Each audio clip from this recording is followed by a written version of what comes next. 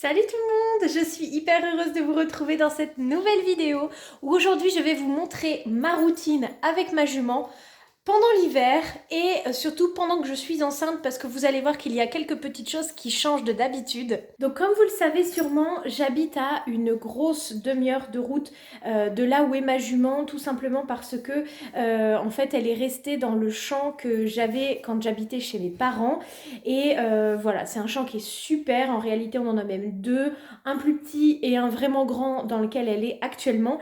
Et bah voilà, c'est une galère pas possible. Depuis que j'ai déménagé, je suis à la recherche d'une pâture, d'un champ près de chez moi, mais je ne trouve rien, mais rien de chez rien, ou alors c'est beaucoup trop cher, ou alors tout aussi loin de chez moi, donc je préfère la laisser où elle est. Donc voilà, là j'ai une grosse demi-heure de route. En principe, du coup, je n'y vais qu'une fois par jour.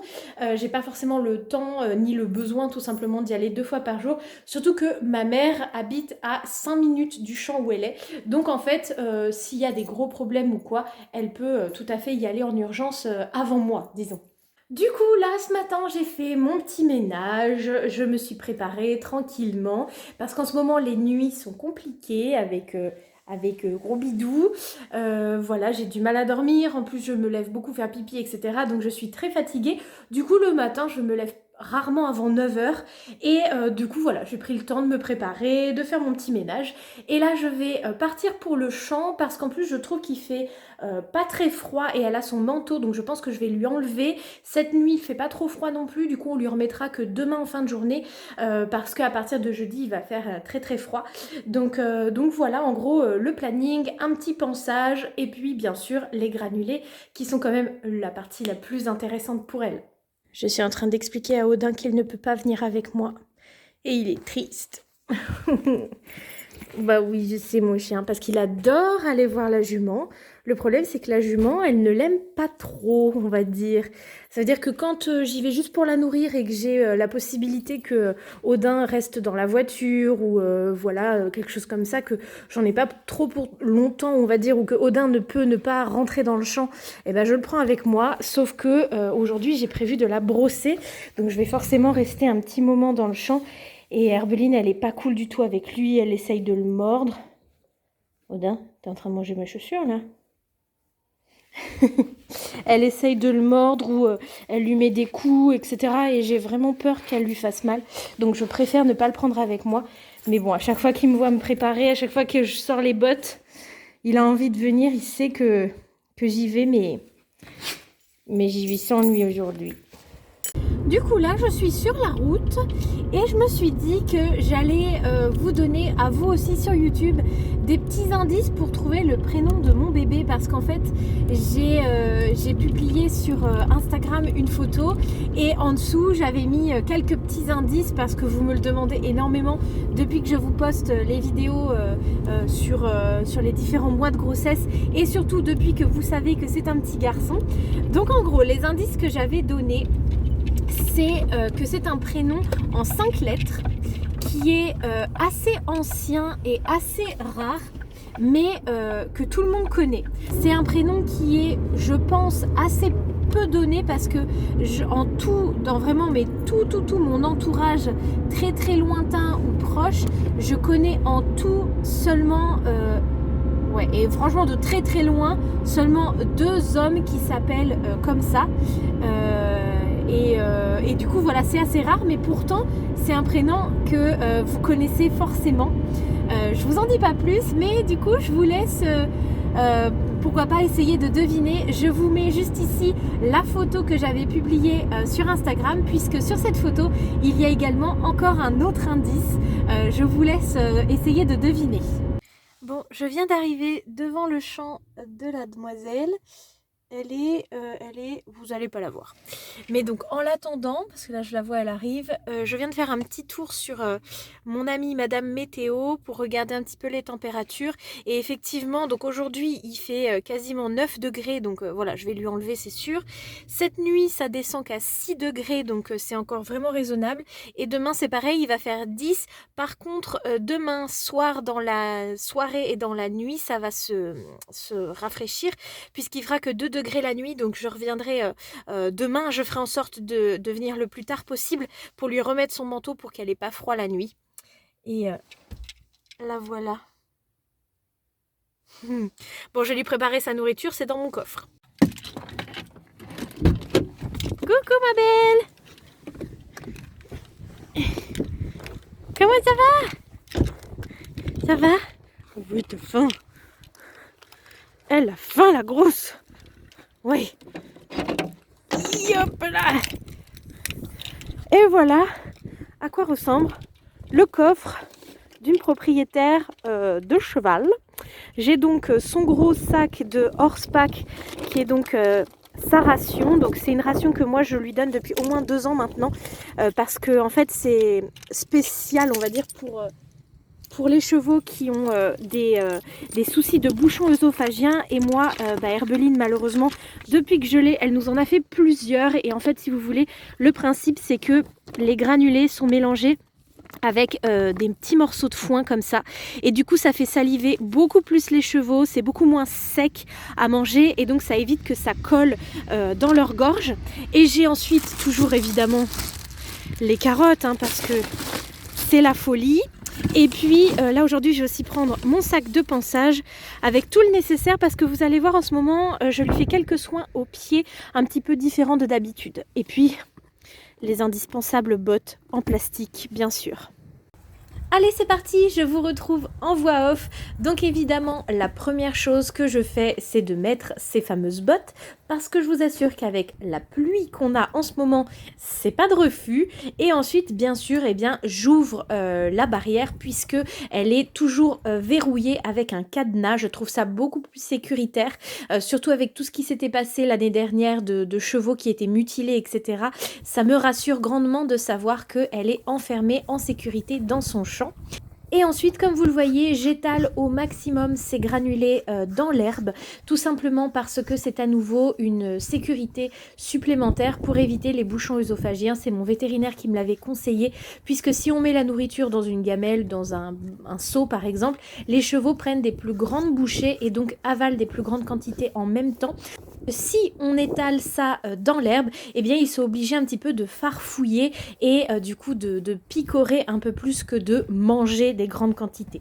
Du coup, finalement, comme vous voyez, je lui ai laissé son manteau parce que une fois dehors, il y avait de la pluie et du vent qui donnait une impression de froid bien plus important que les 9 degrés que affichait ma voiture.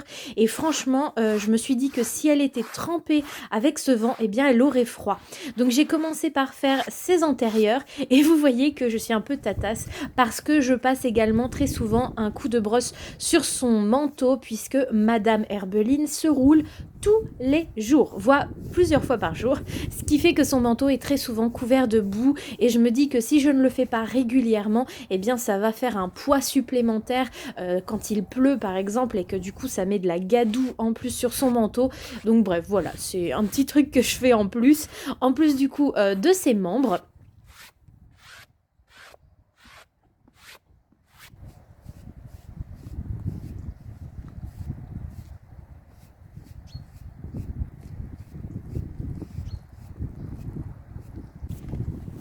Et ensuite, je passe à son encolure et à sa tête, à ses oreilles, etc.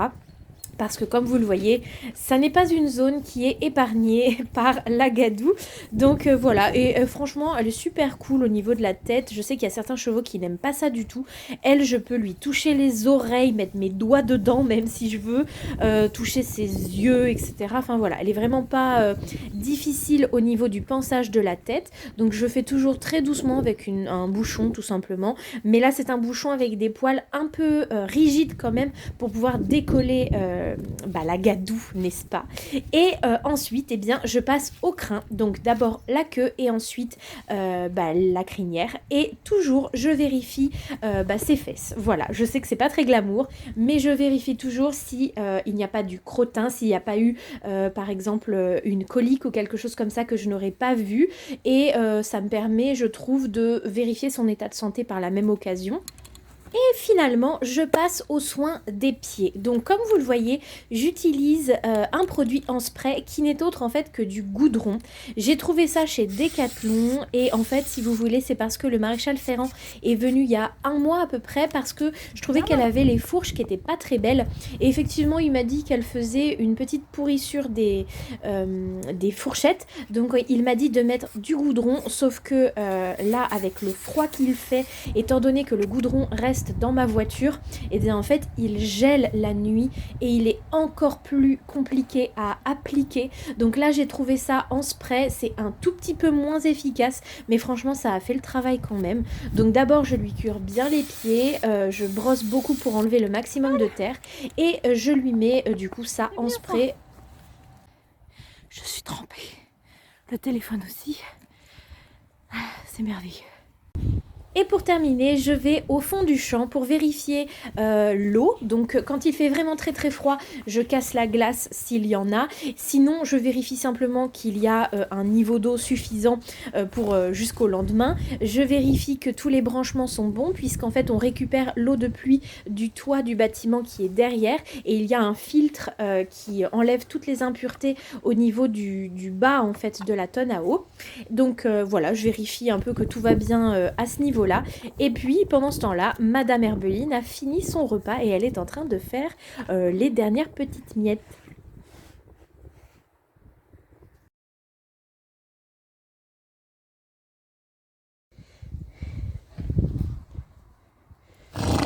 Tiens ma belle, tu veux goûter la banane? Ah, elle l'a fait tomber.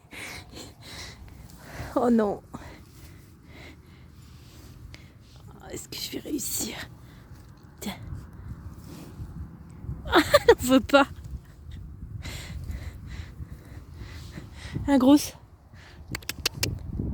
Béline.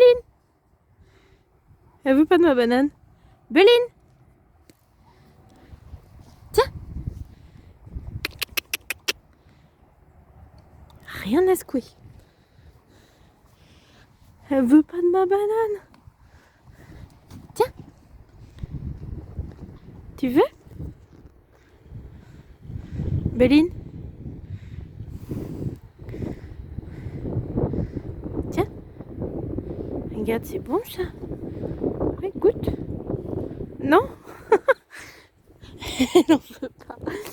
Oh, ma pauvre petite banane. Bon, me revoilà au chaud dans ma voiture. En fait, il y a un vent et de la pluie, mais c'est genre une toute petite brume de pluie. C'est vraiment genre du crachin. Mais du coup, ça tient super froid. Et du coup, elle m'a gâché une demi-banane parce que je l'ai un peu traînée dans l'herbe, j'avoue. Donc c'est pas grave, cette partie-là, ça va être pour moi. Parce que du coup, là, j'ai rien mangé. Et il est 13h15. Donc, je commence à avoir un peu faim. Donc bon, bah, je n'en aime pas la banane. Je crois que j'avais déjà essayé. Et la seule chose qui marche, c'est les pêches, les pommes et les carottes, évidemment. Mais la banane, pourtant d'habitude elle aime bien les bonbons à la banane, c'est limite ses préférés. Mais là, et c'est pareil, la dernière fois j'avais acheté un liquide à la banane et elle ne l'a pas mangé, c'est les fourmis qui l'ont mangé. Là le liquide que je lui ai mis c'est à la carotte et elle ne l'a pas mangé non plus. Donc je pense que je vais pas trop insister pour les liquides, c'est pas son truc. Elle a sa pierre de sel, ça elle y touche de temps en temps. Mais les liquides, c'est pas pour elle. Du coup là, dernière petite chose, je viens d'envoyer un texto à ma mère parce qu'en fait, là où est ma jument, c'est sur le terrain de mes parents ou de mon voisin. Et en fait, sur ce terrain-là, il y a des gîtes ruraux.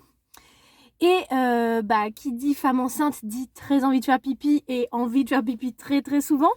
Et évidemment, j'ai fait juste avant de partir à la maison il y a 1h30 à peu près et j'ai déjà à nouveau très envie, donc je lui ai envoyé un petit texto et il y a 2 des gîtes qui ne sont pas pris, donc je vais y aller vite fait pour faire mon petit pipi et puis je vais rentrer chez moi.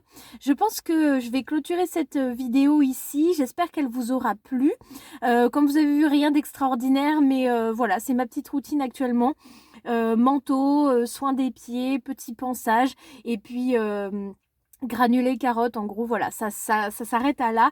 Mais c'est de plus en plus compliqué avec mon ventre, surtout pour faire les pieds, parce que elle donne très bien ses pieds, mais disons qu'une fois qu'elle a donné son pied, elle met tout son poids dessus.